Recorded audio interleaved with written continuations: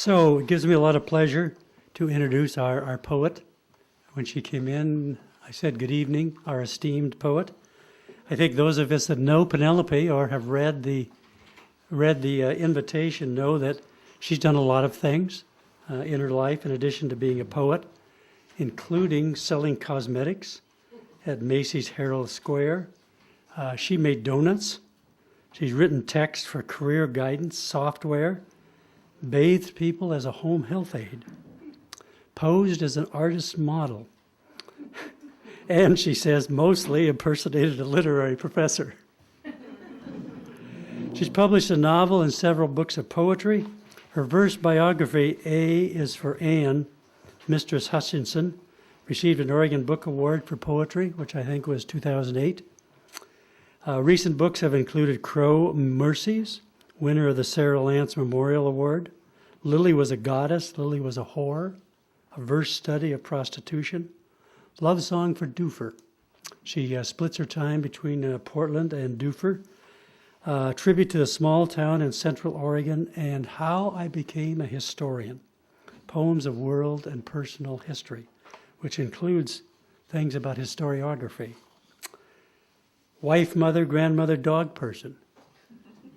We know she lives in Portland and Doofer, and the three of them, she and Eric and their dog, host the White Dog Poetry Salon. She teaches an annual poetry workshop in Doofer. She's here tonight to read from her two new books, Serpent Love, a mother-daughter epic about a struggle with her adult daughter, and Bailing the River, a collection full of dogs, coyotes, and the unsolvable and sometimes funny part of the universe. So I've been looking forward to this reading very much. Would you join me in welcoming our poet for the evening, Penelope Scambly Schott. Scambly. Okay. Penelope Scambly Schott. There she is. Yay! Thank you so much. Thank you. Yeah, I'm not tall enough for everybody's mic. Okay. Well, I hope you can hear me. And being an old person, I have to find my glasses, which is, it's not, wearing the glasses isn't so bad. It's finding them.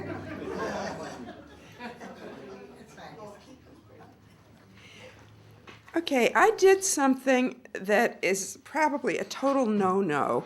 The poem that was handed out to you, I couldn't decide whether it went in the book about my daughter or in the book Bailing the River. So I put it in both of them. If you want to buy any books, nothing else is duplicated, I promise you. And I'm flying to Massachusetts with a 6-hour layover in the middle, but that's because I'm doing it on points and it's only costing me $11.50 to spend Mother's Day with my son. So that'll be nice. Okay. I guess in the sense that anybody is writing confessional poetry these days, this is pretty confessional. It's me, the woman who meant well toward the world. She asked permission before embracing the thundercloud plum tree. The tree, birdless, said yes. Striations in the bark reminded her of her own familiar flesh, how skin loosened, blew into ridges. The woman worried about using up the world. What if she ate all the persimmons or wore out the verbs? Caress, adore, wink. In the wink of her eye, all the years disappeared or reappeared with a childhood Irish setter or box elder beetles climbing a sunny wall. This was her question. Was it too late? Had it maybe always been too late to donate her amazements to her grown children? And then she saw it, how this world she cherishes is one of many, and only this one hers. The sofa cushions, the charred scum of the coffee pot, this April sky, so busy with ducks. So I tried to contribute my amazements to my children. I probably tried too hard to contribute too much to my children. And this is going to be a slightly schizophrenic reading because I'm reading from two books. My apologies for two at once. It happened because I had the opportunity to go to Mongolia. So if you go to Mongolia, you delay your book.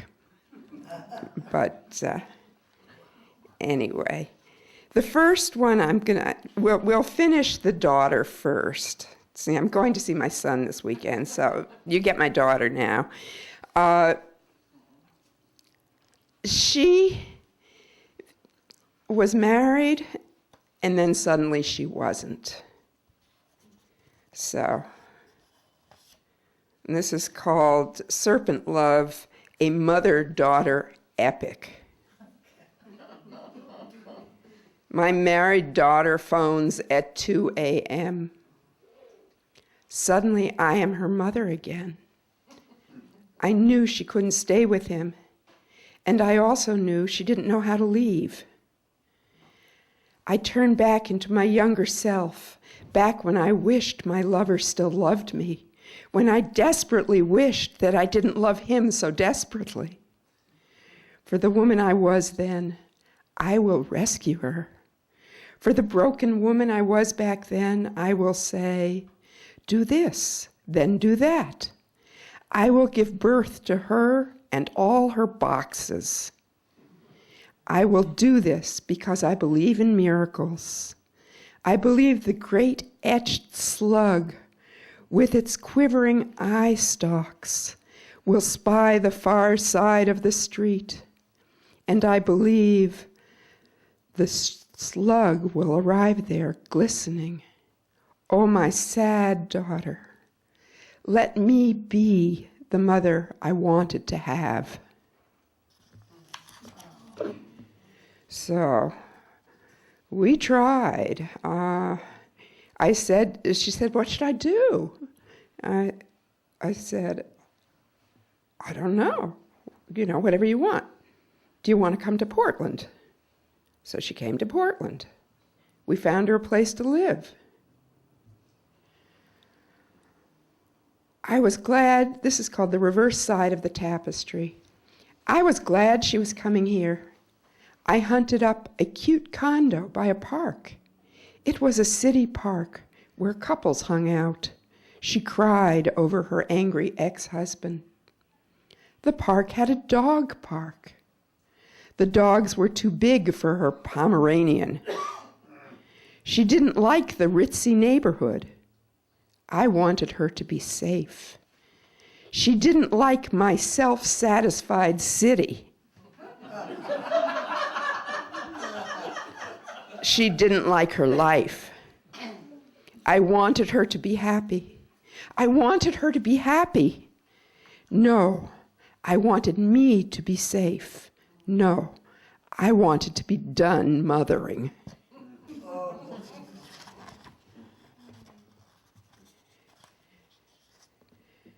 Failed rescue. For 18 months, she stayed in our city. For 18 months, she lived in the condo. For 18 months, she dated local dudes. For 18 months, I ran errands with her.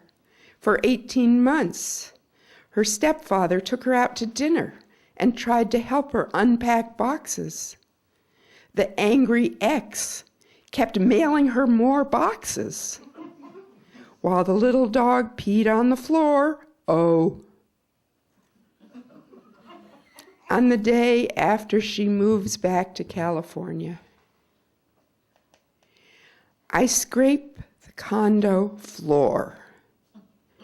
Bits of pastry, used Kleenex, Q-tips, smashed kibble. Next, I hire a disaster cleanup company. The boss sniffs and then asks, "Ferrets?" "No," I say, "unhousebroken dog." His guys use shovels and plastic barrel until nothing remains but soap and a rag, one frayed square from some childhood towel. I am wiping away the miserable months. I dip and squeeze the thin rag. I wipe filth and tears from my face. In scalding water, I rinse that red rag clean. Anger party. Ah, anger. I should throw you a party. There will be a bouncer with a buzz cut and lightning tattoos. The guest list will be highly restricted. Understanding and forgiveness will be turned away at the door. Dear anger, I've spent my whole life preparing for this party. All those years I kept mistaking you for grief. The way you hid in my bed or behind the eyes of my daughter. Well, anger, it's time to step out in public and enjoy your goddamn badass party. Shoot up the place, scratch up your face. Nice job, anger. How good did that feel?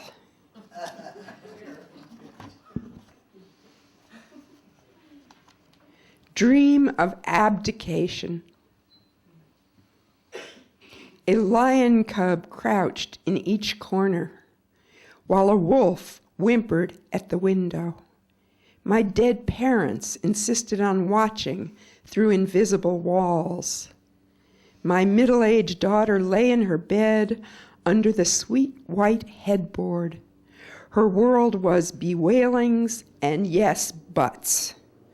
My world was made of trying. My clawed hands lunged for her neck. The room smelled meaty and foul. My mouth tasted like rubber and iron behind my bitten lip. I opened my eyes to a blood-red sky, tail lights burning in midnight mist. My husband snored, and the dog snored, while I tallied up my sins. I swallowed both halves of a sleeping pill without disturbing husband or dog. I woke the next morning, centuries older, and no longer her mother.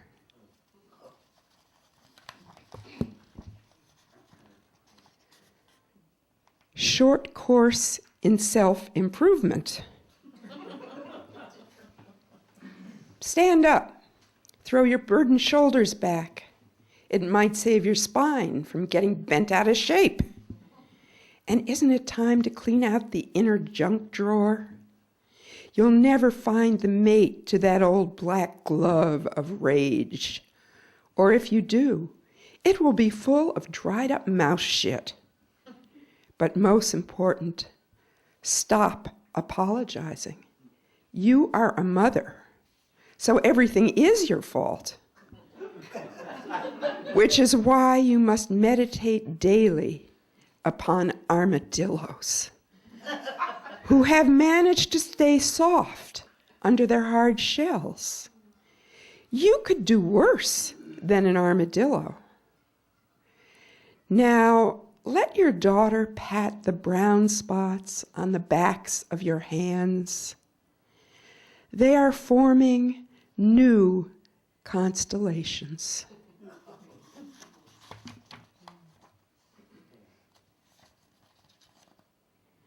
Dahlia.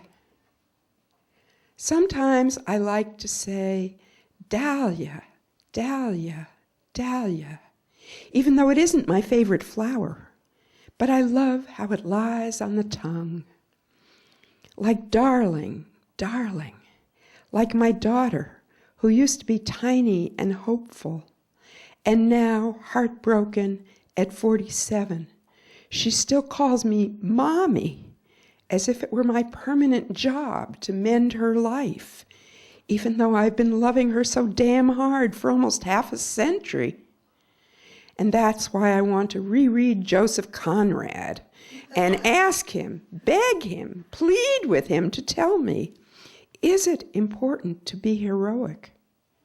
Because as long as I keep on being Mommy, I am also the captain going down with the ship. And I think how instead I should be rescuing the deserving poor, as if anyone ever deserved anything. And then I give up and simply pronounce Dahlia, Dahlia. And my dog looks up at me as if I have told her something important. And I wonder, is it too late to rename my daughter? Because if I called her Dahlia, maybe we could start again. I was hesitant to publish these poems, as you well imagine, because I cared more about having a daughter than having a book. So I talked to her, and I sent them to her. And in response, she wrote an essay, which is included in the book, and is her response. And I want to read you some parts of it.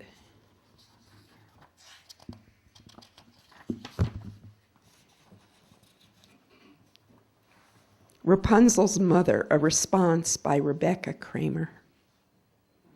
I want to be named Dahlia and start again. And then she talks about all the things that I either misunderstood or didn't get.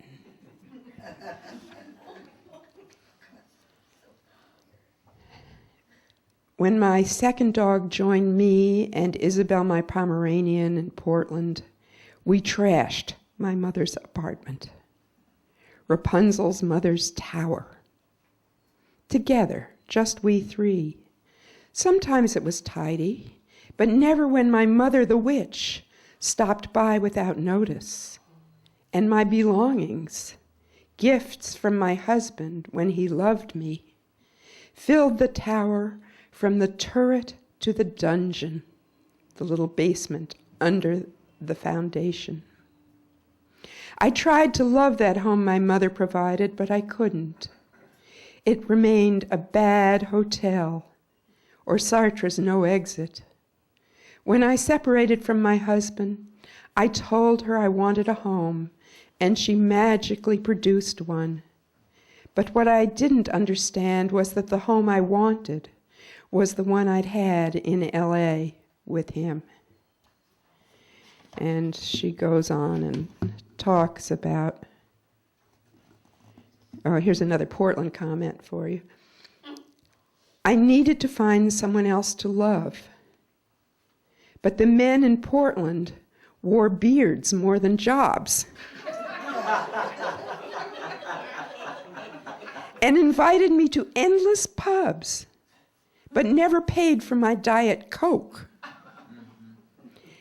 And the man who had a job, a white-collar job, paid for 2 Kahlua and creme, and then raped me when I fell asleep. I woke up part way. In the morning, he asked me to marry him. So she did not have a good experience in Portland. I did not have a good experience having her in Portland. I think our expectations were way out of sync. Here's a poem called Portrait of the Mother as a Late Learner. When she had nowhere to go, I invited her to move here. I told myself a pretty story. It will be white and lacy. She will invite me over for tea. I will show her off to my friends. A year and a half, she never unpacked. I paid for her move back to Los Angeles. Now she has unpacked, fixed up her place by the freeway, feeds me delicate goat cheese. Joy, joy to my daughter in her new home. And then I have her essay, and the last poem is sort of a result of the fact that since we've went through everything awful already, we're now rather good friends. So this is a postlude, my poem after her essay. Even in the chapel, I knew I shouldn't be marrying him. But I wanted babies, and he had almost finished his degree. All these years later, my kids understand that they really shouldn't exist. But over the phone last night, my uncannily psychic daughter announced with complete conviction, I still would have known you, even if you hadn't married him. You would have been my mother. So, what can I say? If you're fighting with somebody, write horrible poems and send them to them. And see what happens. Oh, Lord. It was a tough one. It's funny because I think I still thought I could remother her and, change everything.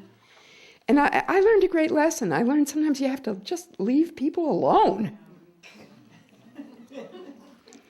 So this is called You Grieving, and it's from Bailing the River.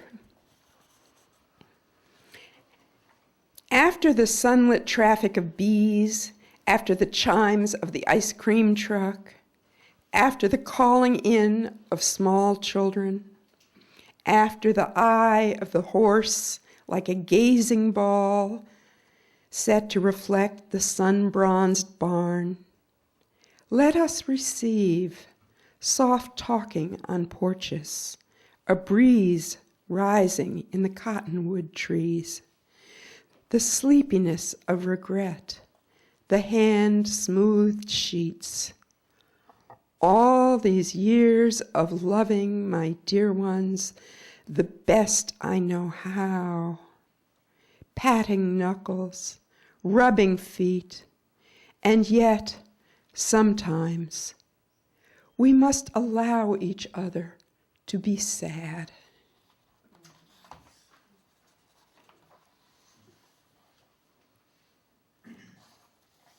This is called Beast.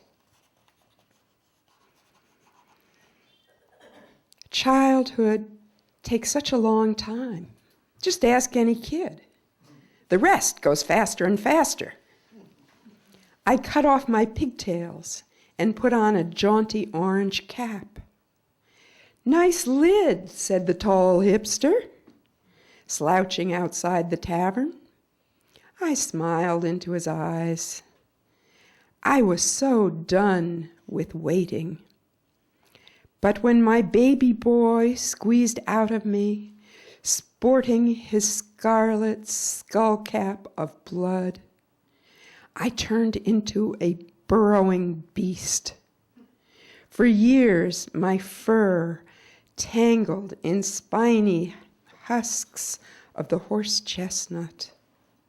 On the morning my baby turned 50, my dirty paws reverted to hands and feet. By noon, I dug my way out. Now I enjoy being old. My mud-clotted snout can almost smell the fragrant moon.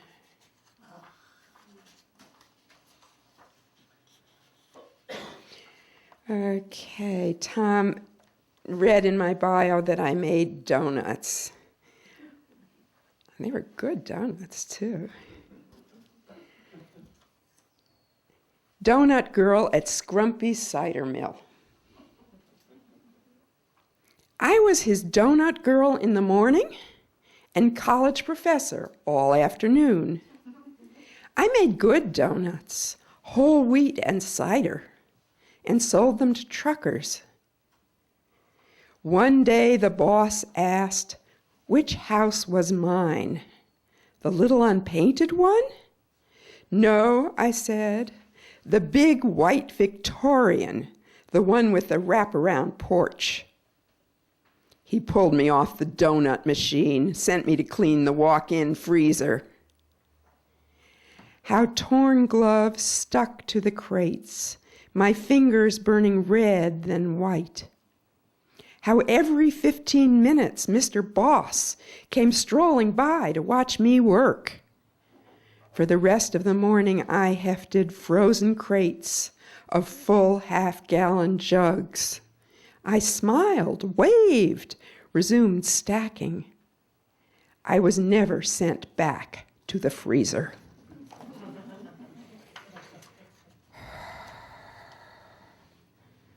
Okay, what about some pornography? Sure, why not?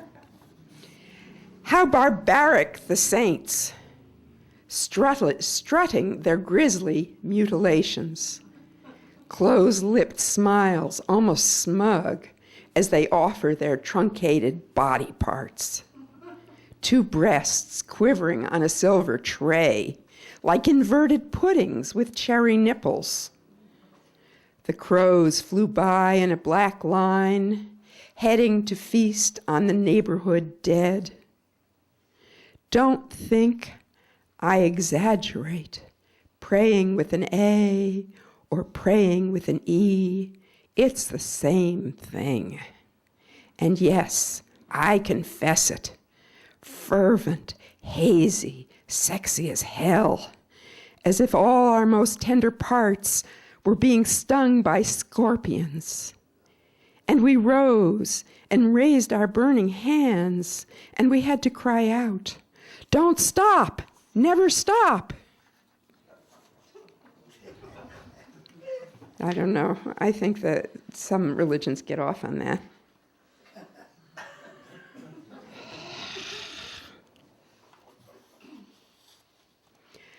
Confidence. For all those girls looking at houses and babies and silverware patterns, don't rush. Marriage is, like they say, an institution. Fearsome as high school or the state pen. If I'd had the self-confidence I have now, maybe I could have shaped the guy up. But our knowing son says, no, if you had the confidence you have now, you wouldn't have married him. And I wouldn't exist. Sometimes when my grandson sounds just like his grandfather, I try to remember one early morning of striped light when my son's father and I lay in bed pronouncing aardvark over and over in silly voices. I was already pregnant. My son is 51, and I'm still not sure what an aardvark looks like, but I think it has 3 A's.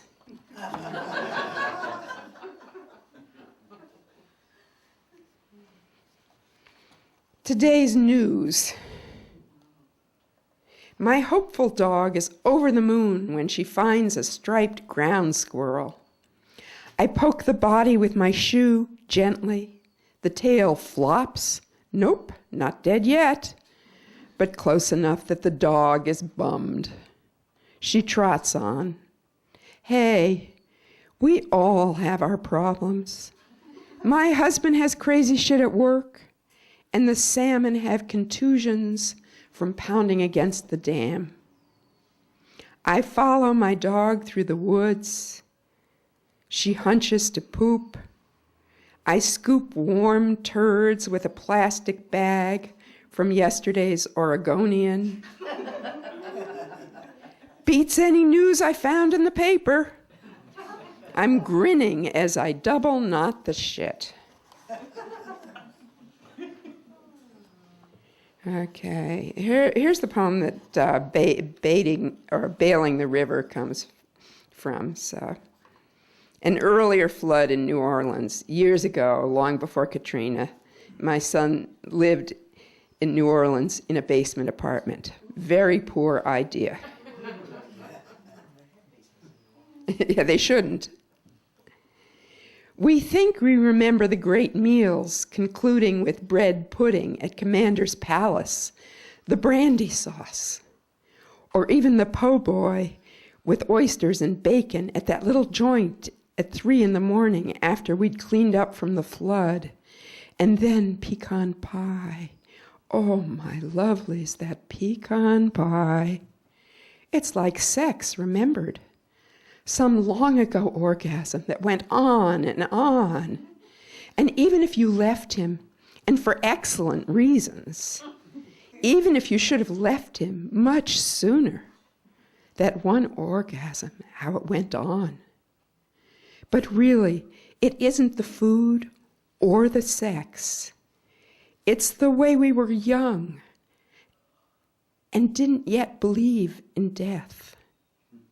How the night of the flood in that basement apartment, we were gods with our buckets and mops, and we still believed we could save the world and all of its treasures by bailing the river into the bathtub drain.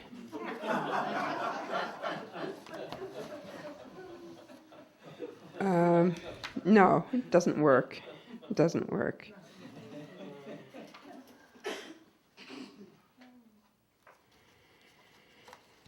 Big job being everyone's mother. I often carry my spiders outside and resettle them onto a leaf. I lift shiny slugs off the road to the side where they were headed. When I'm done with slug saving, I gently uproot the garlic mustard. I tuck clean spoons into the drawer and slip teacups onto their hooks. I reset the table for supper again and summon the world to come eat. So much to mother around here, and centuries of work ahead of me. But sometimes I find I am waiting for someone to tuck me into bed.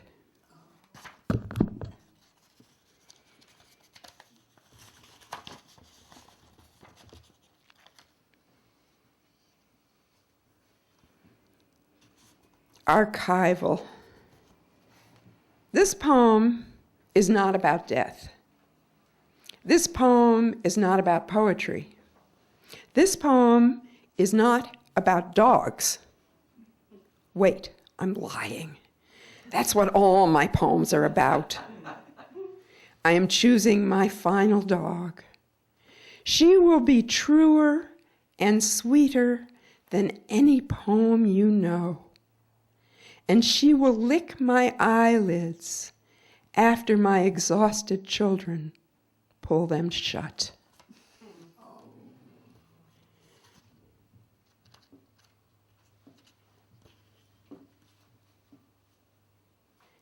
Thinking ahead.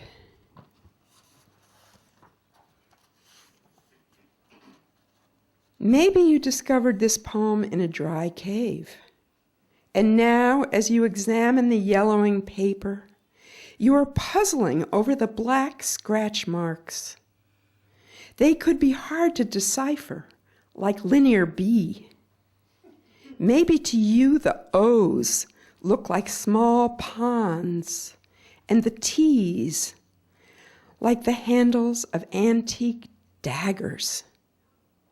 What sort of language do you speak? What if your throat and mouth don't resemble ours? It will have been such a long time. You might be a child of whales who staggered ashore from an acid sea. At night, do you study stars? Once, when my father was old and left the city, he asked me, "What is that white line in the sky?" Maybe you have traveled beyond the farthest edge of the Milky Way galaxy and finally come home to tell me all about it. I'm listening. And one more poem as we head into fire season. When the rains finally came, the smoke jumpers unclipped their chutes, and the hot shots put down their Pulaskis, and the whole line of firefighters leaped. Like goats they danced. Even the rescued donkey wouldn't go home to his barn, but trotted after the crew chief. And old Mrs. Coulter rocked on her porch. She'd yelled at the sheriff, "Ashes to ashes, my ass! I'd rather burn up with my house than to pay some goddamn funeral parlor." Thank you.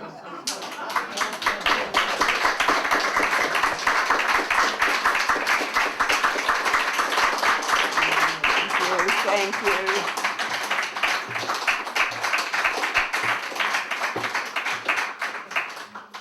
So I have books for sale. I'm selling my closet of extra books is very full, so I'm selling my old books cheap. But I hope you want the new ones. Yes. So, which book did you write first? Or did you write them at the same time? I wrote the poems about my daughter all in the year